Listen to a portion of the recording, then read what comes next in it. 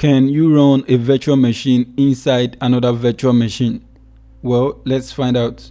So what this means is I'll be running a virtual machine inside my computer and then run another virtual machine inside my virtual machine in my computer. Now, I don't really see any reason why you would want to do this, but this is just a test I just want to do, so let's dive in. So now you can see Windows 11 is installed on my virtual machine 1, which is directly on my computer. And you can see the specs of this machine. I gave it 7 gigs of RAM, since the second virtual machine will be running from exactly this same storage and memory as well. So 7 gig of RAM and then 80 gig allocated to this drive. Now let's start our machine. So that was actually very quick. So for now everything is working fine, and this should be a little bit fast since this is directly on my computer and it has enough storage.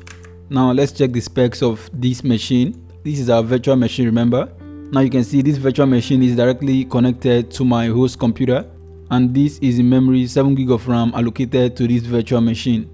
You can also see the virtual processor allocated, which is 4, and then you can see that this is actually a virtual machine. Now let's close this.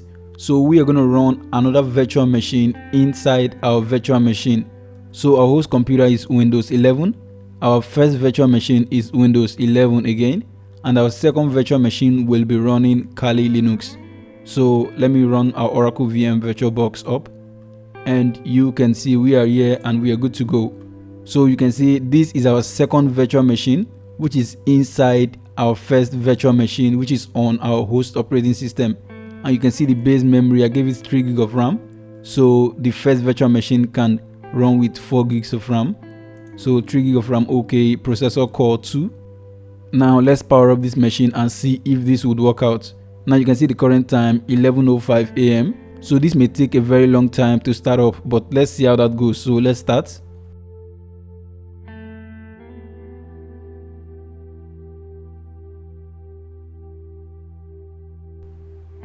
So guys, this took about 12 minutes to boot into this interface we are seeing over here. So let's log in. You can tell this will be terribly slow.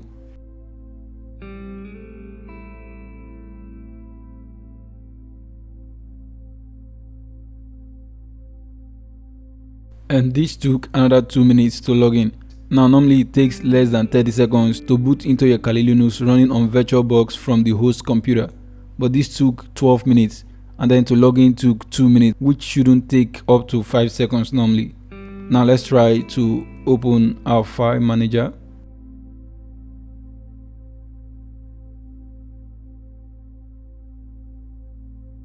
Now this is terribly slow, so it takes about 5 seconds to open anything actually.